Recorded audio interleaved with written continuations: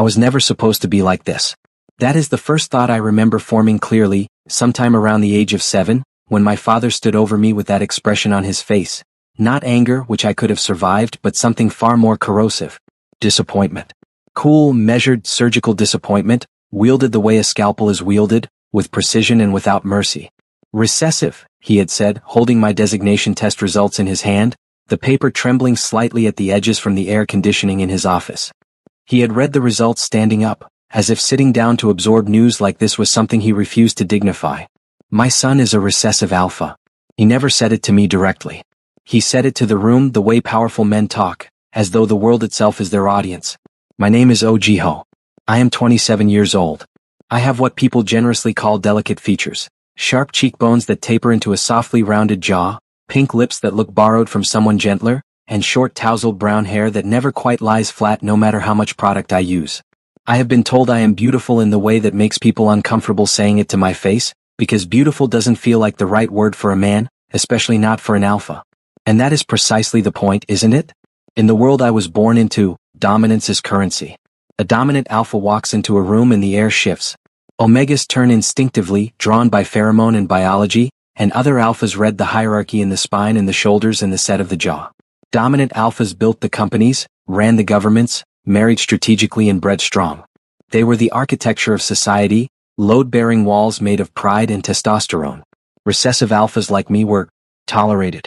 We had the designation on paper, we could still produce pheromones, still theoretically bond, but we were quieter. Our biology was considered diluted, unfinished. The whisper category that powerful families tried to breed out quietly across generations. My father, Oh Dae-sung, CEO of O Pharmaceuticals, was a dominant alpha of the highest order. My mother, before she left, before she decided that a life with a man who measured love and performance metrics was not worth staying for, was a recessive beta. My father had called that marriage a miscalculation. He never called it love. So I spent the better part of my life building. Not a home, not relationships. An architecture of control and power that could stand parallel to any dominant alpha. I exercised until my body was carved into something hard and immovable. I studied until my mind was a razor. I graduated top of my class from Seoul National University's business program, took over the marketing division of a competitor firm at 24, and by 26 I was running my own consulting company with a client list that made my father's secretaries nervous when they read it. I never needed a bond. I never needed a partner. I never needed anyone to look at me and feel the pull of instinct because I had built something better than instinct. I had built reputation. And then, on a Thursday night in October, I slept with someone I shouldn't have, and everything began to fall apart. It started with nausea. Not the sharp, dramatic nausea of food poisoning or flu, but something quieter and stranger. A low, persistent roll in my stomach that arrived each morning like an unwanted visitor who had apparently decided to move in. I attributed it to stress. I had a quarterly report due, 3 client dinners in 1 week, and a contract negotiation that was running 3 rounds longer than it should have.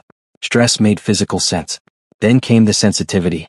I noticed it first in the office, on a morning when J1, my assistant, came in wearing a different cologne than usual. Something warm and cedar adjacent, and it hit me like a physical thing, not unpleasant but overwhelming in a way that made my breath catch and my hands still over my keyboard. Sir? Are you all right? J1 asked, pausing in the doorway. Fine, I said. Change your cologne. He looked startled. Yes of course. I dismissed it. I dismissed the next 5 mornings of nausea too. I dismissed the way my skin felt strange, oversensitive in ways I didn't have language for, how perfumes and food smells were arriving at twice their usual volume. I dismissed the exhaustion, which was profound and embarrassing, and I dismissed the way I had found myself standing in my kitchen at 11 at night, eating crackers and honey over the sink with tears tracking silently down my face for absolutely no reason I could identify.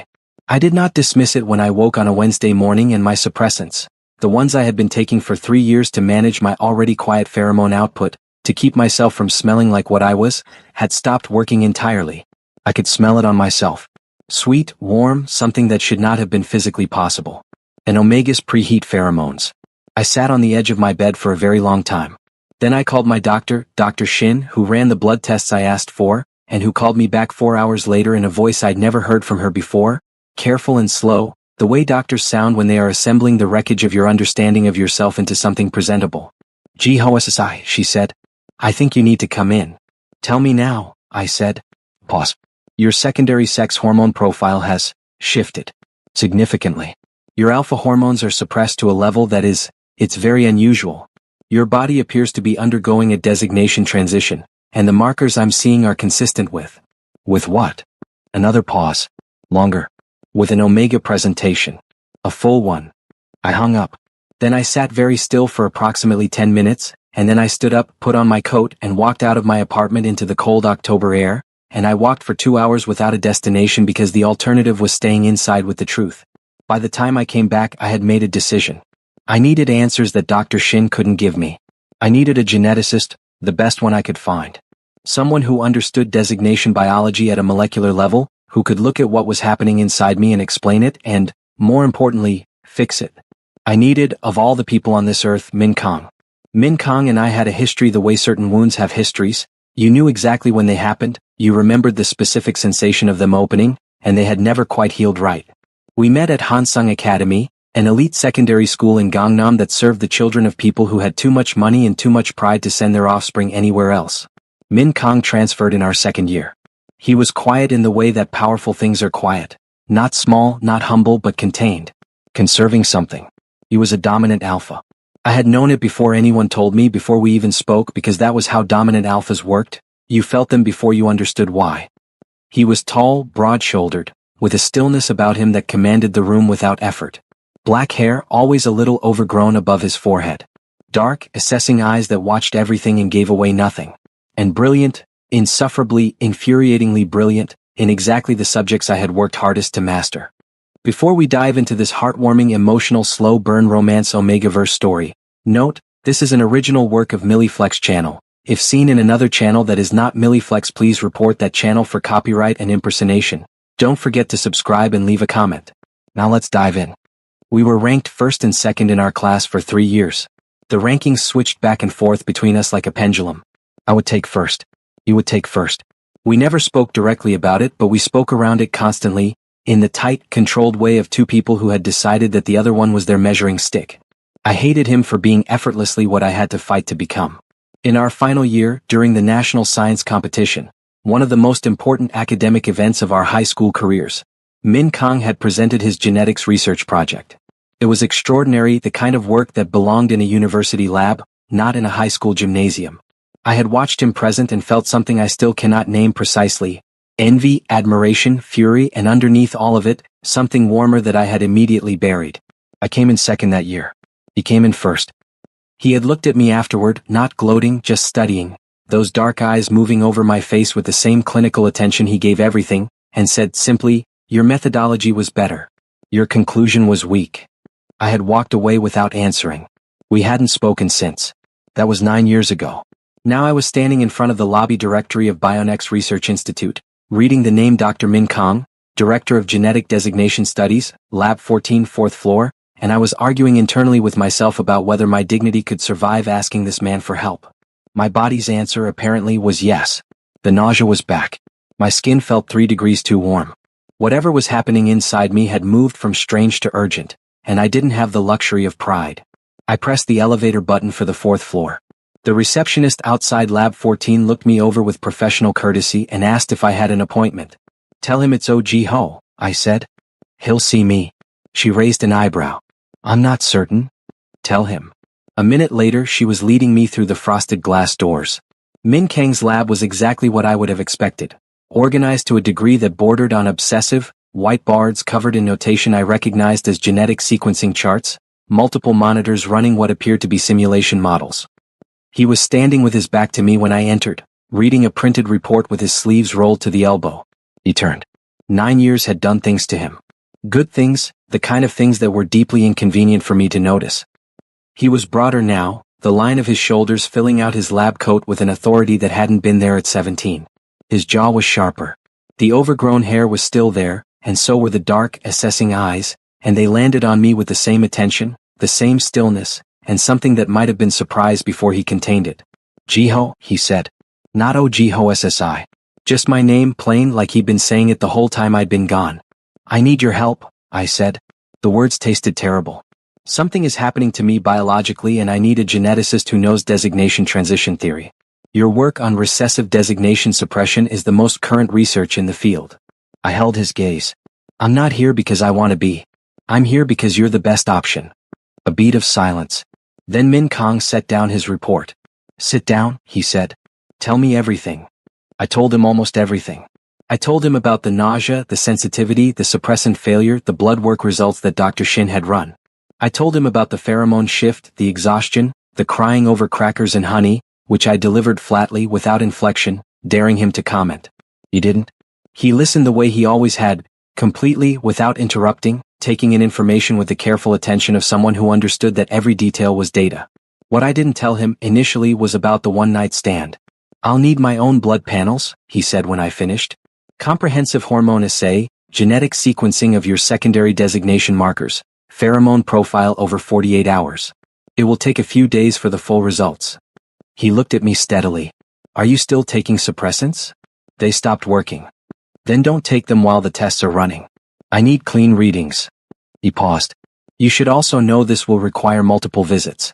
I won't have answers in a single session, and I won't speculate without data. I'm aware of how research works, I said.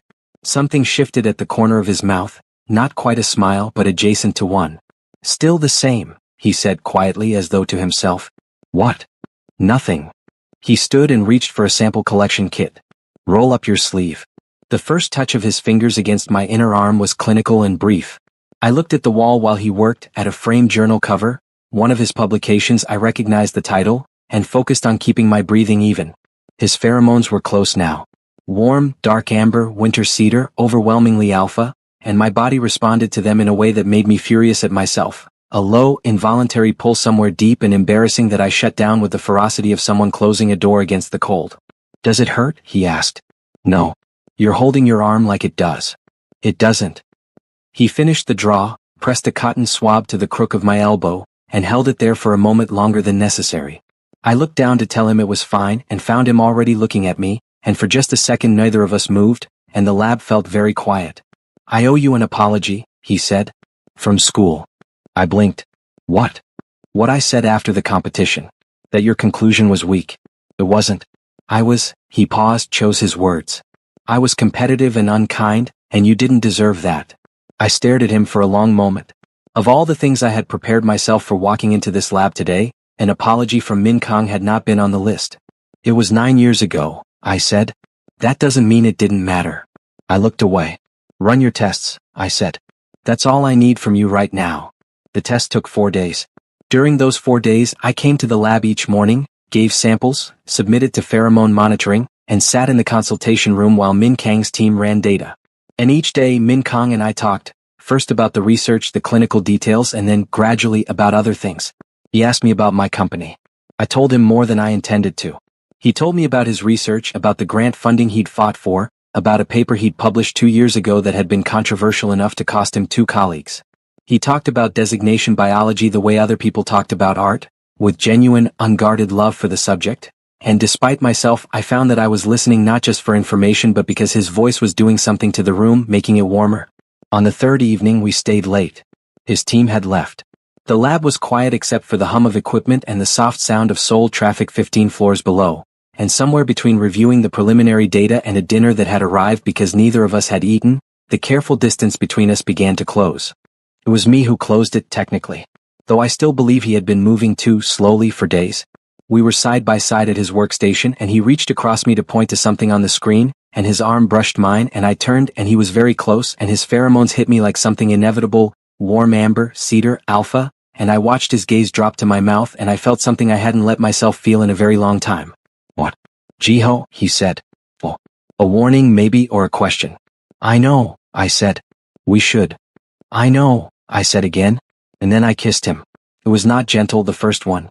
It was 9 years of measuring myself against him, of being infuriated and impressed and drawn toward him across every distance I had built. He made a sound low in his throat and his hand came to my jaw, tilting my face, and then he was kissing me back and it was nothing like the clinical, careful way he did everything else. It was consuming, thorough, deep, his mouth moving against mine with a hunger that suggested he'd been building toward this for longer than 4 days. We ended up in the small adjoining office.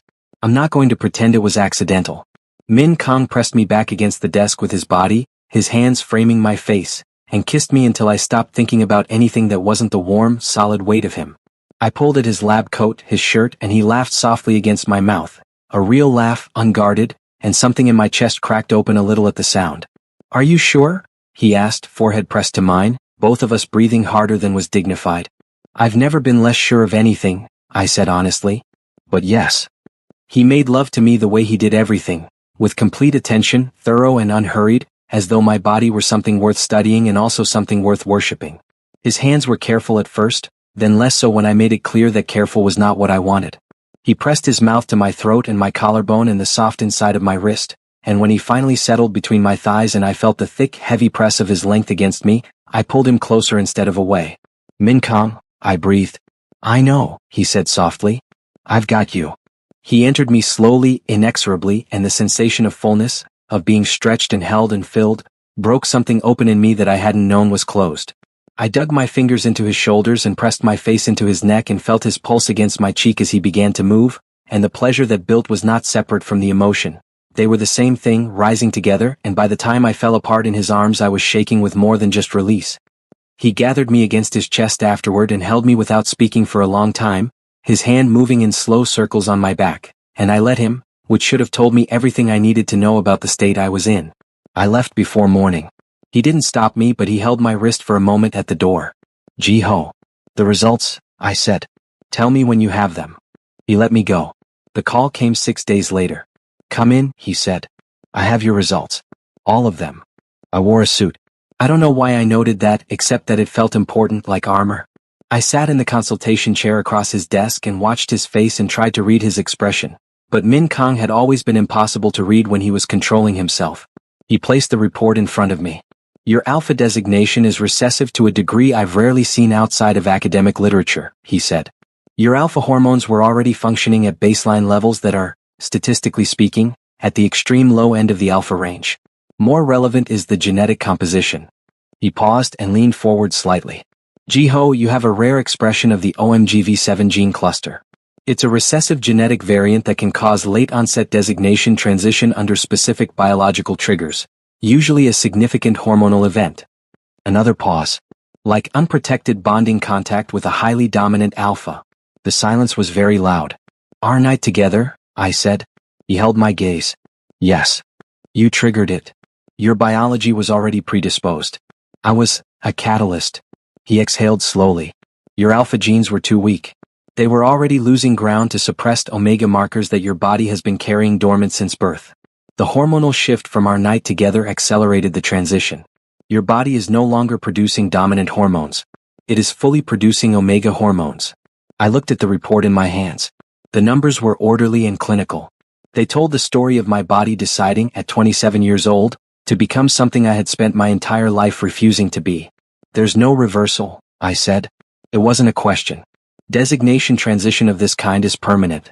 The OMGV7 expression cannot be reversed without genetic editing that carries risks I wouldn't recommend. He watched me carefully. "Ji-ho, are you all right?" I laughed. Came out strange.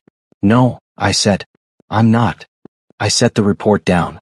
"I need a moment." He was quiet. He let me have it. I sat in that chair in my good suit and breathed for a long time, and I thought about my father and what he would say. I thought about my company, my clients, the reputation I had built like a fortress. I thought about the word omega and what it meant in the world I lived in, the way it was both desired and diminished, how omegas were beautiful and wanted and also consistently underestimated, consistently reduced to their biology. I thought about everything I had built to prove I was more than my designation, and how ironic it was that my designation had changed while I wasn't paying attention. And then I thought about sitting in Min Kang's arms in the dark of his office, shaking and held, feeling something I hadn't felt in so long I had forgotten it had a name. "Say, Min Kang," I said. "Yes." I looked up. His expression, usually so controlled, so measured, had come undone slightly at the edges. He was watching me with something raw and careful in his eyes, and I realized that whatever this was for me, it was also something for him. "There's something else," he said quietly. "There's another result I need to tell you about." My stomach dropped. He slid a second page across the desk. I picked it up. "Read it. Read it again." "I'm pregnant," I said. It wasn't a question either. 6 weeks, he said. The transition and the conception appear to have occurred simultaneously. Your body was completing its omega emergence when... He stopped, cleared his throat. "When we were together." Omega fertility during transition is extremely high. Another stop. I didn't know. If I had known your designation state, I would have. You would have stopped? I asked. My voice came out quieter than I intended. He met my eyes. No, he said. But I would have been more careful. I should have been more careful regardless. Pause. Jiho. I'm sorry. I looked down at the page in my hands. At the hormone levels, the cell markers, the faint clinical notation that translated in plain language to a life beginning. Something that was half mine and half his, existing in the body I apparently no longer fully understood. I was terrified. And underneath the terror, pushing up through it like something persistent and green, was something I didn't have a name for yet, but that felt like wonder. The weeks that followed were the hardest of my life. I told my father first because I believed that doing the most difficult thing immediately was always better than letting it accumulate. He sat behind his desk. The same office, the same expression, and I watched him take in each piece of information like he was filing it away somewhere cold. Recessive, he said. And now an omega. Now an omega, I confirmed. And pregnant. The silence stretched. I'm not asking for anything from you, I said before he could speak. I'm not asking for approval or money or your name attached to any of this. I came here because I thought, after 27 years, you deserved to hear it from me directly. I stood. I won't be back unless you decide that what you feel for me is something closer to love than to performance review. The door is open from my side. I'll leave the rest to you. I left before my voice could crack. It cracked in the elevator. I pressed the back of my hand to my mouth and breathed through it and told myself it didn't matter, told myself I had built a life that didn't require his validation, and I mostly believed it, but mostly isn't entirely, and the remaining fraction of me that still wanted my father to see me felt, for a long moment, devastatingly young. Min Kong was waiting outside the building. He'd driven me there.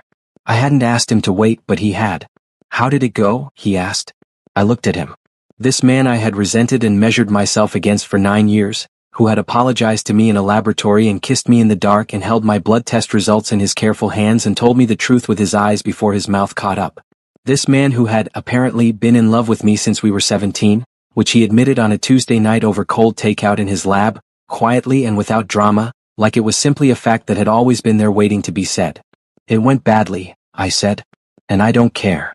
He opened the car door for me without comment, and when I was inside and the door was closed and he was around the car and behind the wheel, he reached across and took my hand and held it without saying anything, and I looked out the window at the Seoul skyline and felt the unfamiliar radical sensation of being held without being managed. Min Kong and I moved carefully. We were not a natural fit in the conventional sense. Two strong-willed, deeply private, professionally accomplished people who had spent our formative years sharpening ourselves against each other. There were arguments. Real ones, not the polished academic disagreements of before but the raw, personal kind that came from two people learning how to be soft with each other. You don't tell me when you're struggling, he said once, standing in my kitchen at midnight, arms folded, jaw tight. You let it build until it comes out as anger and then you shut me out. You analyze everything instead of feeling it, I shot back. You retreat into data when things get emotional. You did it last week during the appointment. You went clinical because you didn't know how to sit with the fear. A long, charged silence. Yes, he said. You're right. I blinked. You're right, he repeated. I'm telling you you're right and that I will work on it. And I need you to tell me when things are hard. Not because I can fix them, but because I want to be the person you're telling. I crossed the kitchen and pressed my face against his chest, and he wrapped his arms around me, and that was one argument that ended well. The physical between us was its own language. There were gentle evenings when he kissed my throat and my collarbone and the growing curve of my abdomen with a reverence that made my eyes sting. There were nights that were not gentle at all, when I needed to feel wanted rather than handled, and he understood the difference, gave me what I asked for with his hands and his mouth and the warm, devastating press of his length against and then inside me until I was undone and remade and held together. You're extraordinary, he told me one night, propped above me, hair disheveled, voice low and wrecked. His hand was pressed flat against my stomach where our child was growing. Do you know that? You're biased, I said. Completely, he agreed. Still true. I kissed him to stop myself from crying, which he saw through entirely. Society had opinions, of course. An alpha to omega transition was rare enough to attract academic attention. Min Kong was already fielding requests from researchers who wanted access to my case data, all of which he declined on my behalf with a precision that I found both touching and slightly terrifying in its efficiency. The gossip circuit of our social world was less scholarly but more relentless. My clients were largely unaffected. I had built the company on results, and results don't care about your secondary designation. Some clients were uncomfortable. I lost 2 of them. I replaced them within a month, and one of the replacements was a contract 3 times the size of what I'd lost. The harder part was the internal world. The mirror. I had spent 27 years building an identity around being an alpha. A recessive, underestimated, constantly proving alpha, but an alpha nonetheless. My sense of self was built on that framework the way a house is built on a foundation, and now the foundation had changed, and I had to discover whether the house could stand on different ground or whether I needed to build something new entirely. What I found, slowly and then all at once, surprised me. The softness I had always been ashamed of, the sensitivity, the depth of feeling that I had spent years armoring over, had not been weaknesses sneaking in from some foreign source. They had been mine, always, expressions of the omega designation that had been dormant in my cells since the beginning, waiting with the patience of biology. The strength I had built, the discipline, the precision, the work ethic, the refusal to be underestimated, that hadn't gone anywhere. It was still mine.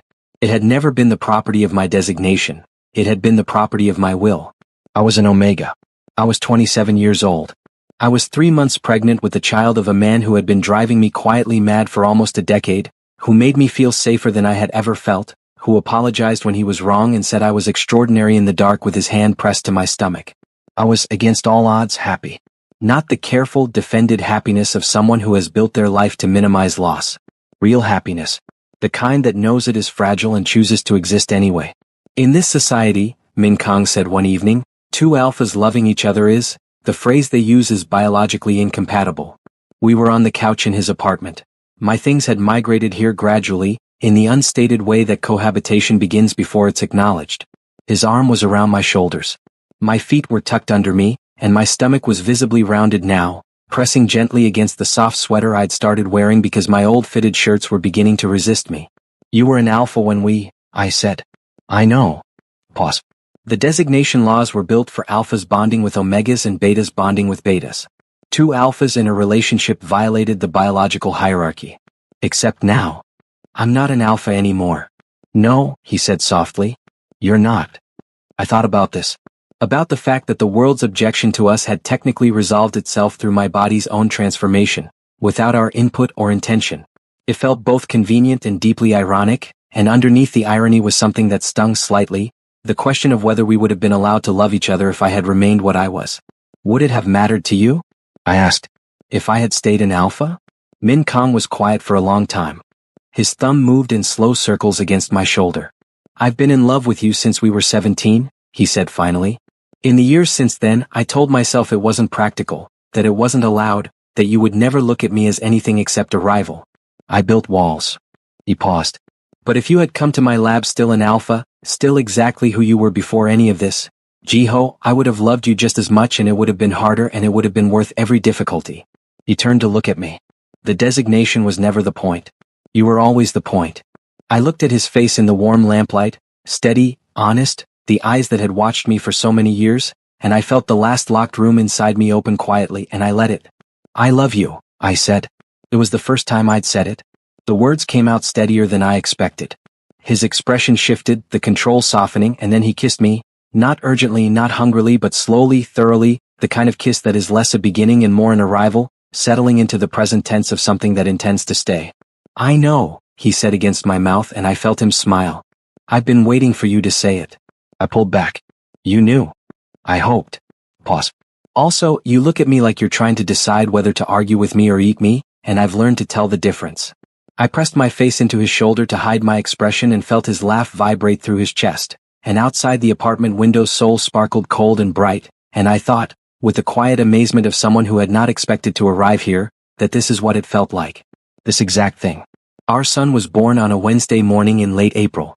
He arrived in a warm room with pale light and Min Kang's hand in mine, steady as everything about him was steady, and when they placed the baby against my chest, small and astonishingly warm, faintly pink, already scowling in the way that Min Kang scowled when he was concentrating, something happened in my chest that I still don't have adequate language for. Not joy exactly, though it was that. Not love exactly, though it was most certainly that too. Something that contained all of those things and was also something else. A recognition. As if every choice I had made and everything that had been done to me and every impossible, terrifying turn of the last year had been arranged, with cruel precision and breathtaking elegance, to bring me to this exact room, this exact moment, with this exact warm weight against my chest and this exact man pressing his forehead against my temple and breathing unsteadily. "Hello," I said to the baby, and my voice cracked immediately and I didn't try to stop it. Our son turned his face toward my voice, as small and sure as a compass finding north, and Min Kong made a sound next to me that I had never heard from him before, a completely unguarded, devastated, grateful sound, and he pressed his lips to my hair and held us both, and none of us were crying, except we absolutely all were. Min Kong named him Min Ji-won. My name and his name and mine. An argument I had started and lost immediately because he had looked at me and said simply because he is both of us, and I had not found a counter to that.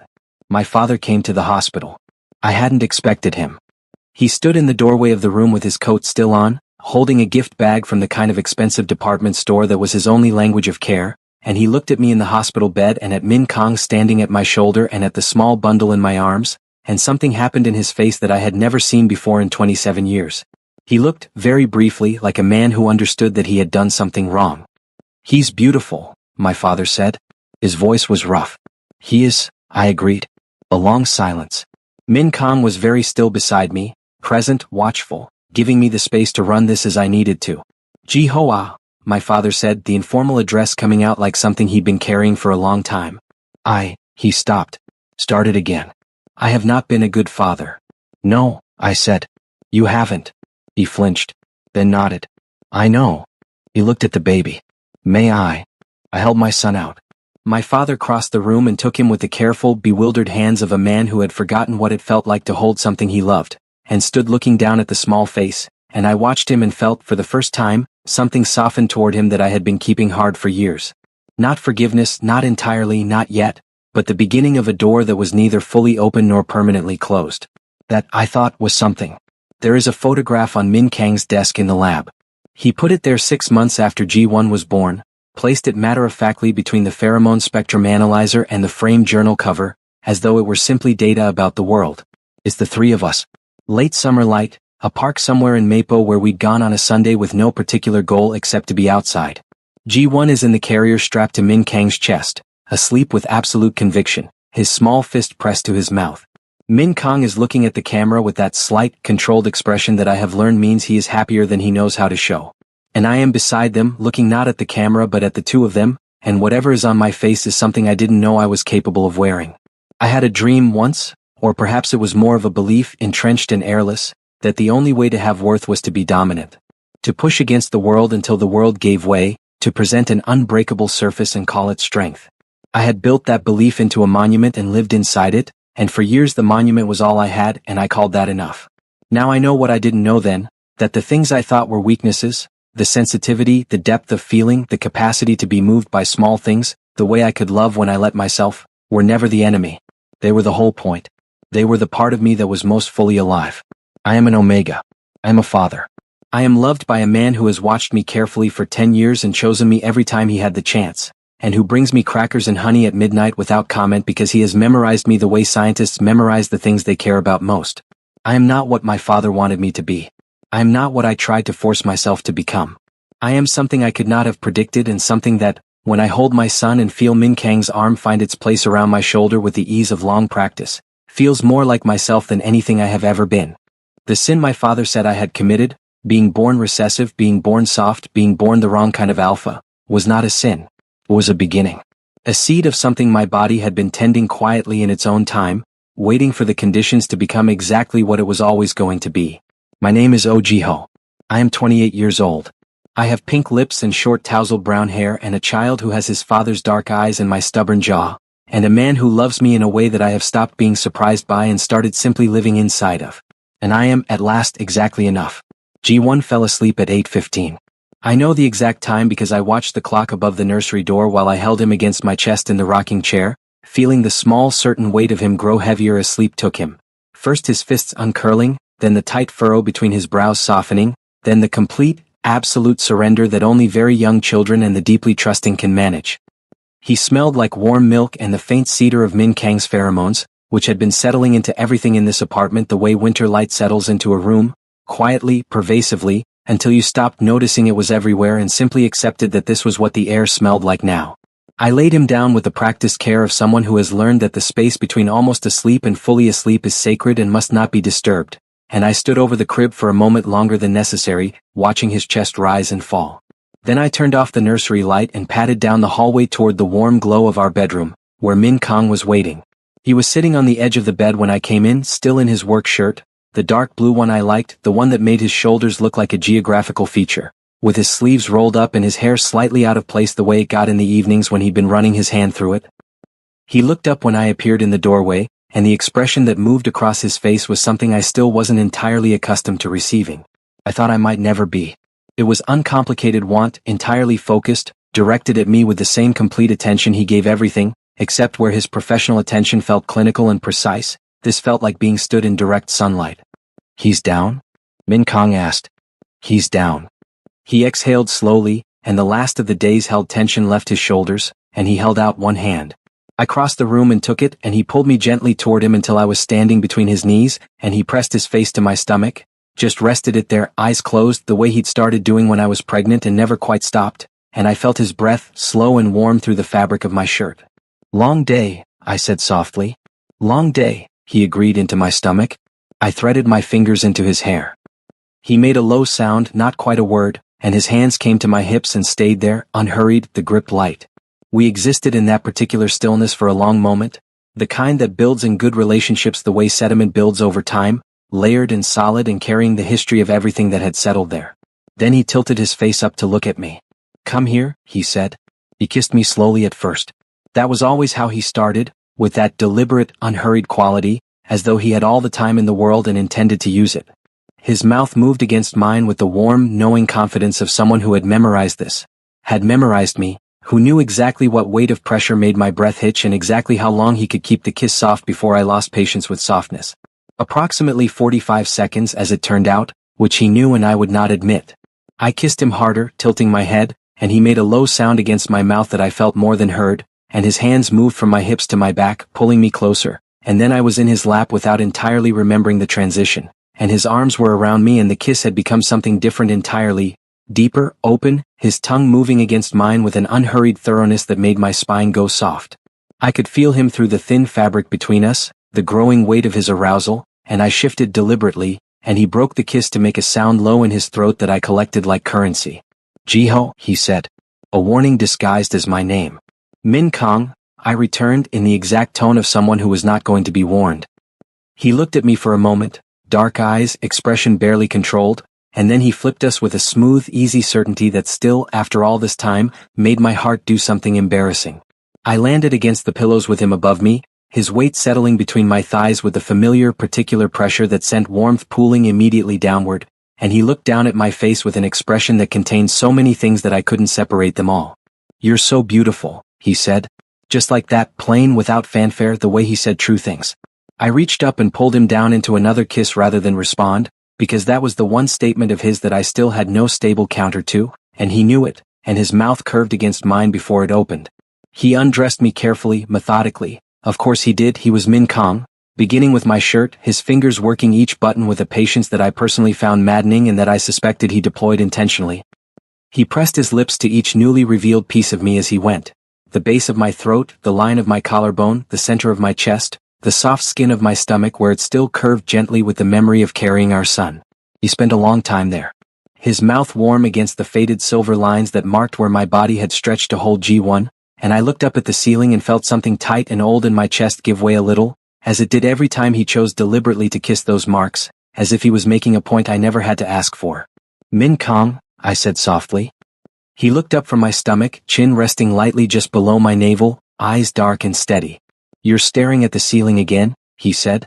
"I'm not." "You stare at the ceiling when you're trying not to feel something."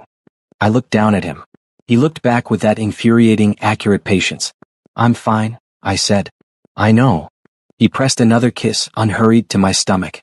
"Let me make you better than fine." He moved lower. By the time he worked back up my body and settled above me, his shirt long abandoned, I had lost the last of my composure entirely. My hands were in his hair, on his shoulders, anywhere I could reach, and my breathing was embarrassingly uneven, and he was watching my face with focused, unhurried attention, his own breath not entirely steady either, a detail I catalogued with satisfaction. He kissed me again, deep and thorough, while his hand moved between us, and the sensation made me arch and pull him closer, and he groaned softly against my mouth. Look at me, he said. I opened my eyes. His forehead was against mine, the warmth of him enveloping me entirely, and his gaze was direct and soft and everything at once. I love you, he said.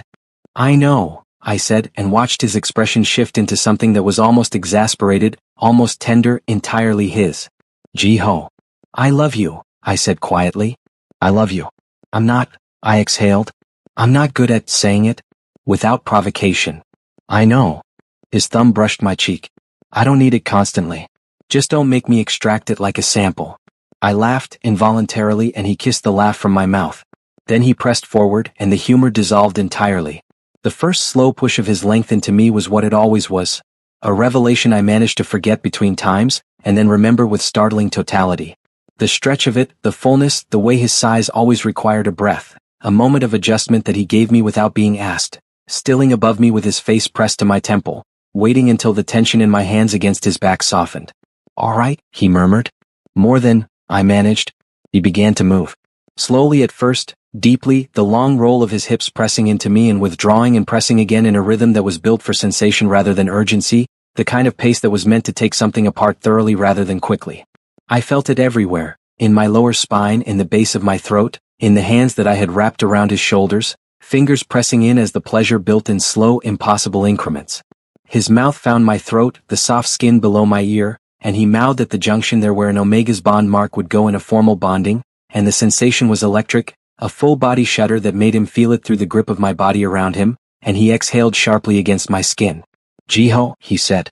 Low, wrecked, the control fraying beautifully at the edges. Don't stop, I said. Don't. He didn't stop. He shifted the angle, finding the place that made me bite down on my own lip to muffle the sound, and the pace changed, less deliberate now, more urgent, the precise researcher in him giving way to something more fundamental, more wanting. I pulled him closer, urged him with my hands and my hips and the low sounds I stopped trying to suppress, and he gave me what I was asking for with a thorough generosity that was, I had decided, one of the many things I loved most about him. The pleasure wound tighter with every deep thrust of his length, the weight and heat and fullness of him exactly right, exactly what I needed, and his mouth was at my ear telling me things in a low, uneven voice that the disciplined, controlled version of Min Kong would probably have considered undignified, and I absorbed every syllable with my whole body. When I came apart, it was with my face pressed into his shoulder and his name on my mouth, and the sound I made was something I only made for him, and he followed moments later with a shuddering breath and the tight, reverent clench of his arms around me, pulling me as close as physics allowed while the tremors moved through us both. Afterward, the room was warm and quiet. His heartbeat was steady under my ear. The lamp on the far side of the room was still on, throwing soft amber light across everything, and outside the window's soul hummed its permanent, distant hum, and in the nursery down the hall G1 was sleeping the absolute sleep of someone who had not yet learned to carry anything. Min Kang's hand was moving in slow, absent circles on my back.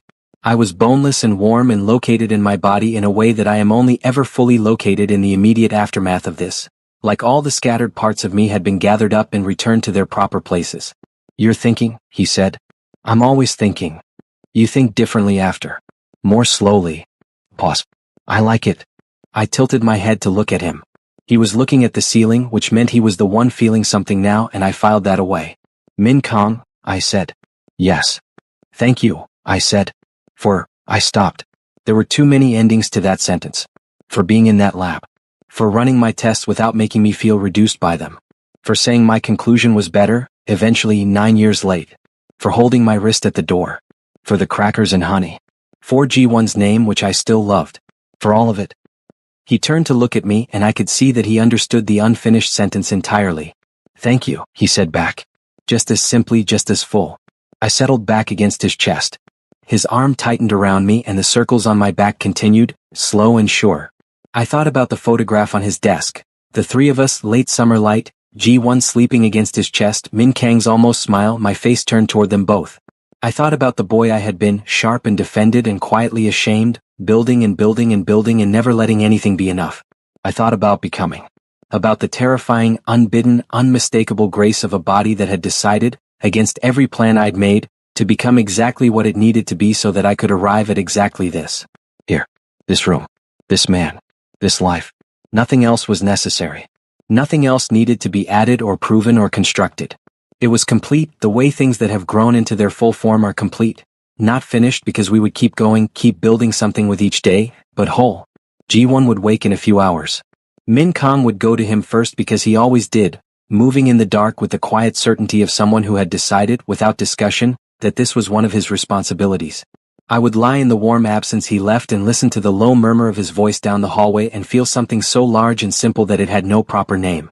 But that was later. Right now the lamp was warm and the city hummed and his heartbeat was steady and sure under my ear, and I closed my eyes.